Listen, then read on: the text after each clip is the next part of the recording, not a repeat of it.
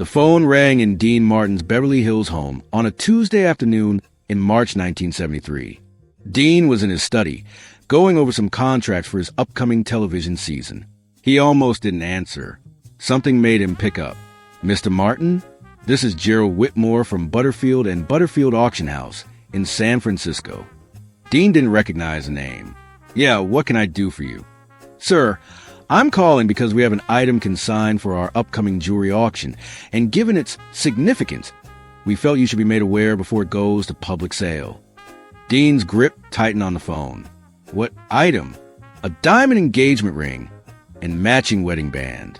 The consigner is listed as Jeanne Martin. Your ex-wife, I believe." The room suddenly felt smaller. Dean sat down slowly in his leather chair. That ring, the ring he'd saved for 6 months to buy.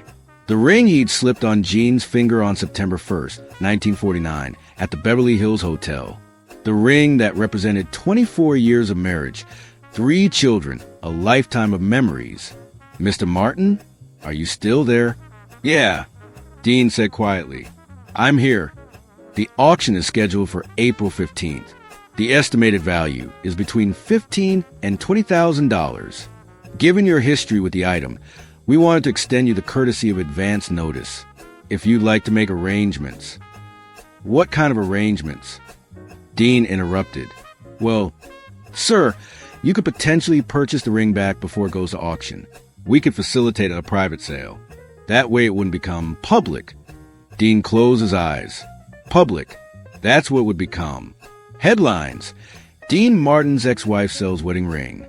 Gossip columns would have a field day. His kids would see it. Everyone would know that not only had the marriage ended, but Jeanne wanted to erase even the symbols of it. "Let me think about it," Dean said. "I'll call you back." He hung up and sat there in the silence of his study.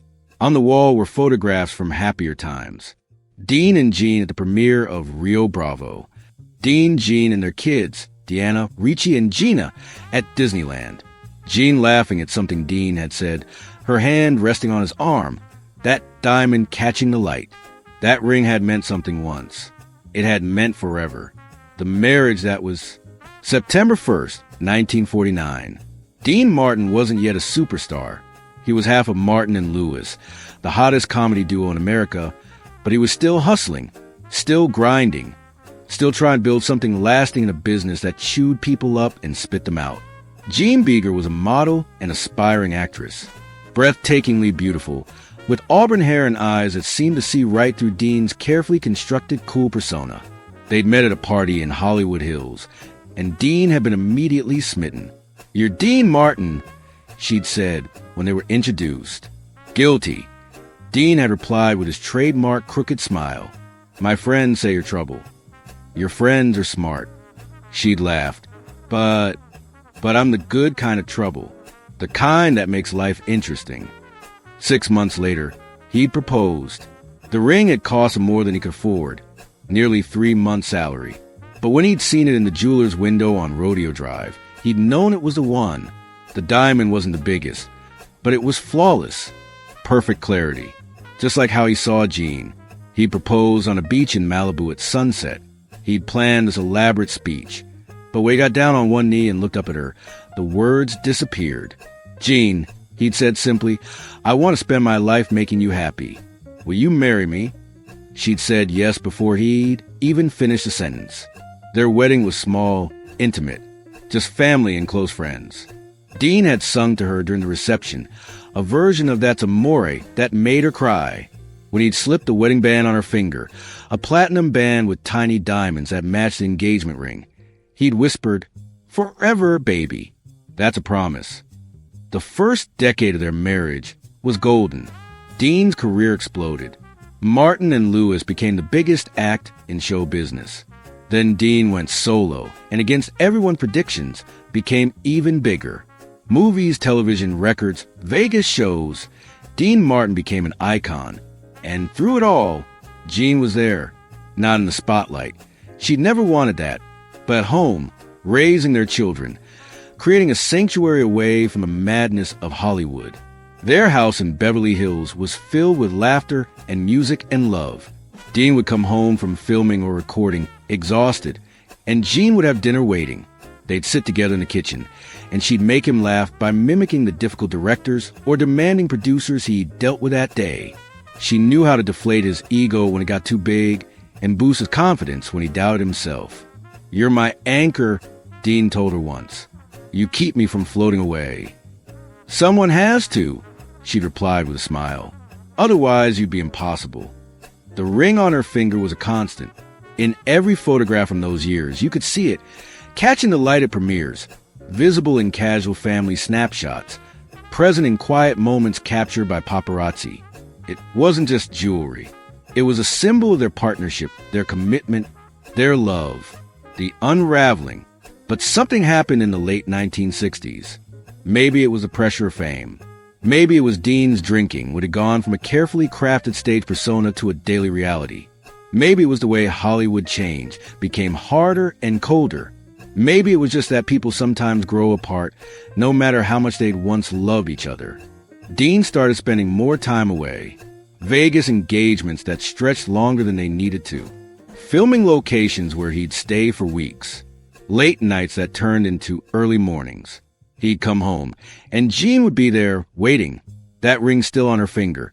But something in her eyes had changed. "You're not here anymore," she told him one night in 1969. "Even when you're home, you're not really here. I'm working, Jeanne. I'm providing for the family. We don't need more money, Dean. We need you. I need you." But Dean didn't know how to be present anymore. He'd spent so many years performing, creating this image of the cool, detached crooner, that he'd forgotten how to just be himself. Or maybe he'd lost who that person was underneath all the fame and the scotch and the spotlight. The fights became more frequent, not screaming matches. Dean and Jeanne were too sophisticated for that, but cold, painful conversations where neither of them could find the right words to fix what was breaking. Their children noticed. Deanna, the oldest, tried to mediate. "Dad, Mom's hurting. Can't you see that?" "I'm doing my best, honey," Dean would say, but they both knew it wasn't true. His best would have meant trying harder, being present, fighting for the marriage. Instead, he was retreating, hiding behind work and alcohol, and that carefully cultivated image of not caring too much about anything. In August 1972, after 23 years of marriage, Jeanne filed for divorce. The papers were delivered to Dean on the set of his television show. He'd stood there, holding the envelope, and for the first time in years, the mask slipped. His co-star saw something they'd never seen before. Jeanne Martin looking genuinely, devastatingly sad. The divorce was finalized on February 10th, 1973. It was amicable, as these things go. They split their assets fairly. Dean made sure Jeanne was taken care of financially, more than taken care of. They agreed to co-parent their children with as little disruption as possible. But there was one thing the divorce papers didn't account for: all those symbols of their life together. The photographs, the letters, the memories, and that ring, that perfect, flawless diamond that had once symbolized forever. Dean had assumed Jeanne would keep it, maybe put it in a drawer somewhere, maybe give it to Deanna someday. But sell it? That had never occurred to him. Until that phone call from the auction house. The ring goes to auction. After he hung up with Gerald Whitmore, Dean poured himself a scotch. It was barely 3 in the afternoon, but he needed something to steady his hands. Why was Jeanne selling the ring? Was it about the money? She didn't need money. He'd been generous in the divorce settlement, and she'd always been smart with finances. Was it symbolic? A way of severing the last tie to their marriage? A statement that whatever they'd had was truly over? Or was it something else? Was it about hurt? About pain?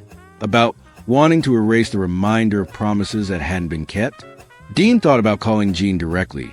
But what would he say? "Hey, why are you selling our wedding ring?"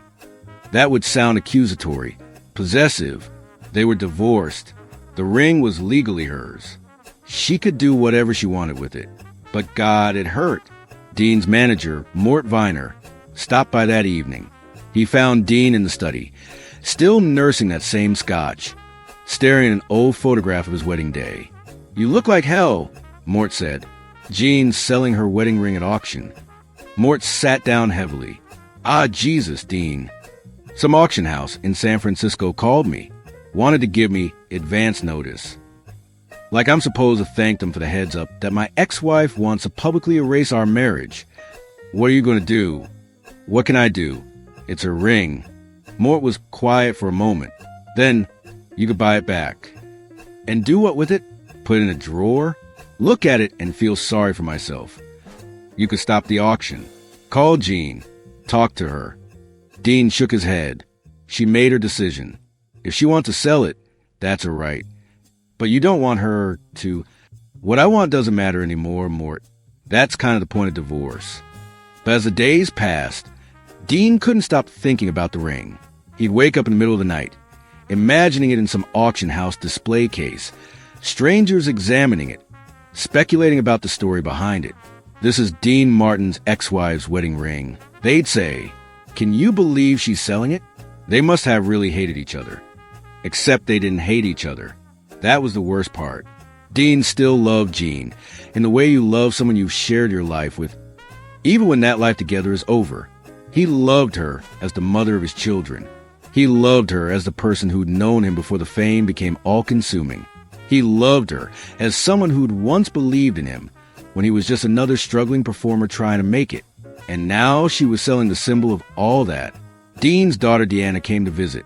She found him in the study again. Same spot, same melancholy. "Dad, Mom told me about the ring." Dean looked up. "She told you?" "She wanted me to know before I saw it in the papers. She said she's not doing it to hurt you." "Then why is she doing it?" Deanna sat down across from him. She said she needs to move on. That keeping the ring feels like holding on to something that doesn't exist anymore. She said it's too painful to look at it every day and remember what was. So she's going to let some stranger own it instead? She said at least then it wouldn't be her reminder. It would just be jewelry again. Dean was quiet. Then, does she need the money? Because if she does... "Dad, no. It's not about money. It's about letting go." She said you've moved on. You're dating. You have your life. She needs to have hers too. And she can't do that with your ring in her jewelry box.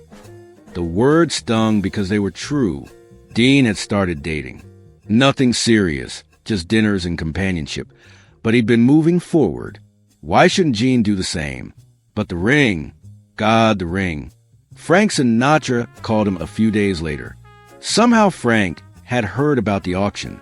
In their world, everything eventually made its way through the grapevine. "Buy it back, Dean," Frank said without preamble. "What would I do with it, Frank?" "I don't know. But letting it go to some collector who doesn't know what it means? That's wrong, Pally. That ring represents your kids. It represents 24 years. It represents something real. It represented something real. Past tense. Bullshit. You don't stop mattering to each other just because you're not married anymore. Buy the ring back. Not for you. For your family. For your kids. So they don't have to see their parents' wedding ring on some rich bastard's wife's finger. Dean hadn't thought about it that way. About what would mean for Deanna, Ricci, and Gina to know that their parents' wedding ring, the symbol of the family that created them, was owned by a stranger. The auction was 2 weeks away. Dean had that much time to decide. Dean's shocking response. Dean called the auction house on April 1st, 2 weeks before the scheduled sale. "Mr. Whitmore, it's Jeanne Martin. About that ring." "Yes, Mr. Martin. Have you decided to purchase it privately?" Dean paused. Every instinct told him to say yes. To buy it back, put away somewhere safe, keep it from becoming a spectacle. But something else was nagging at him. A different idea. Something that felt more right, more honest, more like the kind of gesture that might actually mean something. "No," Dean said slowly. "I'm not going to buy it, but I have a different request. I'd like to increase the starting bid." "Excuse me? I want to put up $50,000 of my own money to increase the estimated value. Make the ring worth more. And I want all the proceeds, everything it sells for, including my contribution, to go to a charity of Jeanne's choice." There was silence on the other end of the line. "Mr. Martin, I'm not sure I understand." "It's simple. Jeanne wants to sell the ring. Fine. I can't stop her, and I won't try. But I can make sure that when she sells it, It does some good in the world. The ring represented love once. Maybe it can represent something meaningful again. Maybe instead of being about the end of a marriage, it can be about helping people, about taking something painful and turning it into something beautiful. That's quite generous, Mr. Martin. Call Jeanne. Tell her what I'm proposing.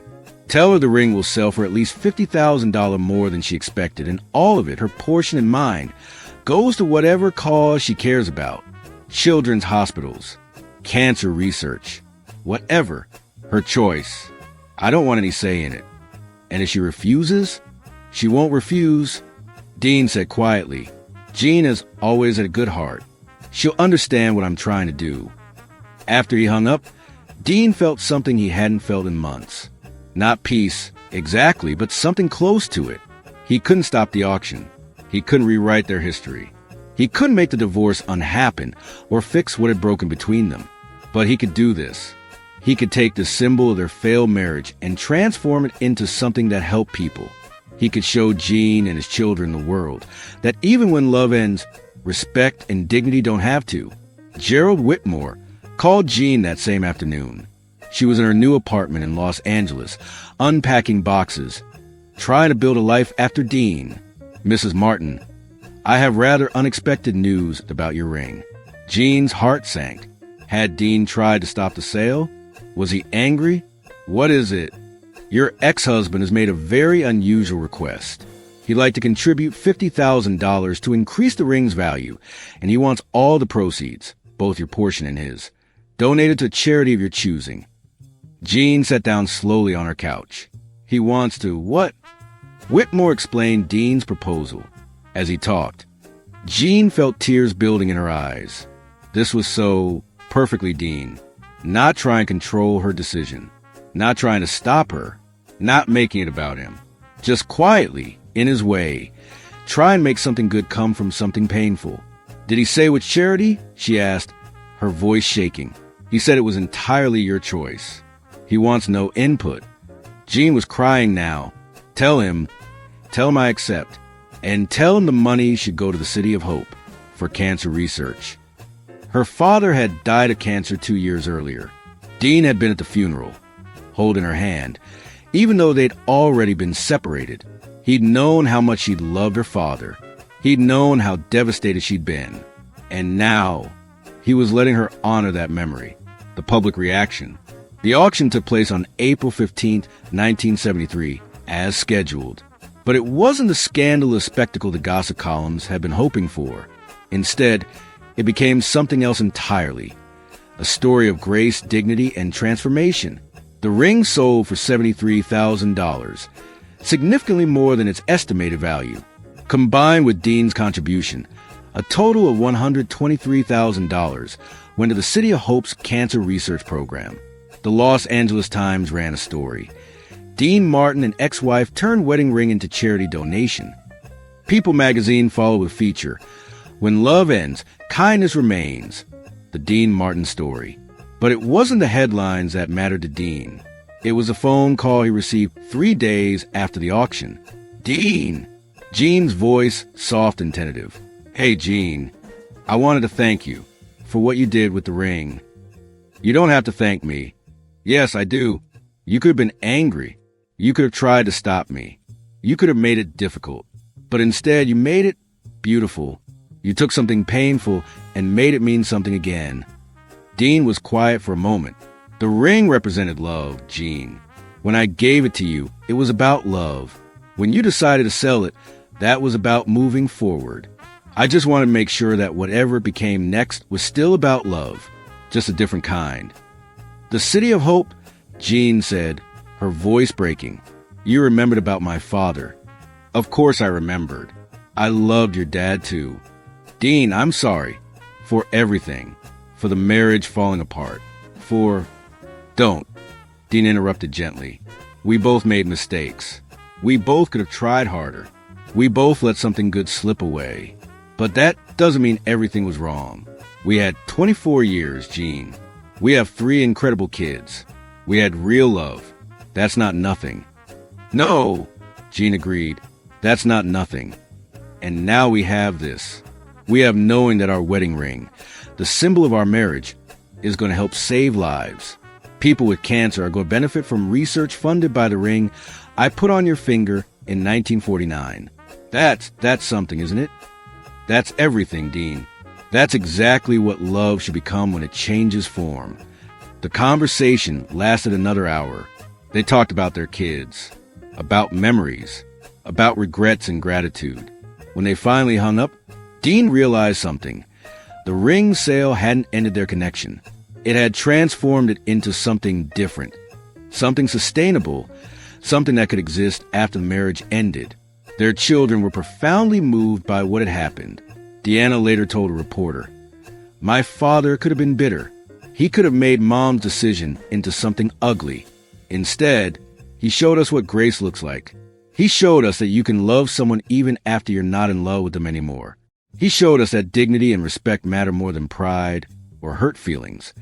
Hollywood noticed too. Other divorced celebrities started following Dean's example. When relationships ended, instead of bitter public battles, some chose to transform their shared symbols into charitable acts. Wedding rings became scholarship funds. Honeymoon homes became shelters for domestic violence survivors. Anniversary gifts funded medical research. It started a quiet revolution in how people thought about divorce. Not as a war to be won, but as a transition to be navigated with as much grace as possible. The deeper meaning. Years later, in 1988, Dean and Jeanne attended their daughter Gina's wedding together. They sat side by side at the reception, watching their daughter dance with her new husband, seeing that same hope and love in Gina's eyes that had once been in theirs. "She's beautiful," Jeanne said. "She gets that from you," Dean replied. Jeanne looked at Dean. They were older now, grayer, carrying the weight of years and regrets and wisdom. "Do you ever think about a ring?" "Sometimes," Dean admitted. "Mostly I think about what it became. A donation to cancer research." "No," Dean said. "It became proof that love doesn't have to end ugly. It became evidence that you can care about someone even when you can't be with them. It became a reminder that what we build together, our kids, our memories, even our pain, can be transformed into something that helps people." Jeanne reached over and squeezed his hand. "You gave me a gift that day, Dean. You let me move on without making me feel guilty. You let me sell the ring without making it feel like I was erasing our history. You showed me that we could end our marriage and still honor what had been. We're still family, Jeanne. Not husband and wife, but family. Parents. People who once loved each other enough to build a life. That doesn't just disappear because we couldn't make the marriage work." "No," Jeanne agreed. "It doesn't disappear. It just changes shape." Dean Martin died on December 25th, 1995. At his funeral, Jeanne stood with her children, crying openly. A reporter later asked her about their marriage, about the divorce, about that famous ring auction. "Dean taught me something important," Jeanne said. "He taught me that how you end something is just as important as how you begin it. When we got married, he gave me that ring as a promise of forever. When forever didn't work out the way we planned, he took that ring and turned it into a promise of something else. That even failed love can create something beautiful. That even endings can be dignified. That even pain can be transformed into healing." The wedding ring auction became part of Dean Martin's legacy. Not his biggest accomplishment, not his most famous moment, but perhaps his most human one. It showed a man who could have been petty or bitter or controlling, but instead chose grace. A man who could have stopped his ex-wife from selling their wedding ring, but instead helped her turn it into something meaningful. The City of Hope used a donation from Dean and Jeanne's ring to fund a research initiative that contributed to significant advances in cancer treatment. Over the years, the doctors who benefited from that funding have helped save thousands of lives. Somewhere out there, people are alive today because Dean Martin decided that a wedding ring's value wasn't in what it represented about the past, but in what it could create for the future. That's the real story. Not about a marriage that ended or a ring that was sold, but about a man who understood that love, real love, doesn't stop mattering just because it changes form. Love that can't survive as romance can transform into respect. Passion that fades can become compassion. A promise that couldn't be kept can become a different kind of promise. To honor what was, to face what is, and to create something meaningful from the pain of transition. Jeanne Martin's ex-wife tried to sell her wedding ring. What he did next shocked everyone. Not because it was grand or flashy or dramatic, but because it was kind. Because it turned an ending into a beginning. Because it proved that even when love stories don't have happy endings, they can still have meaningful ones. And sometimes that's even better.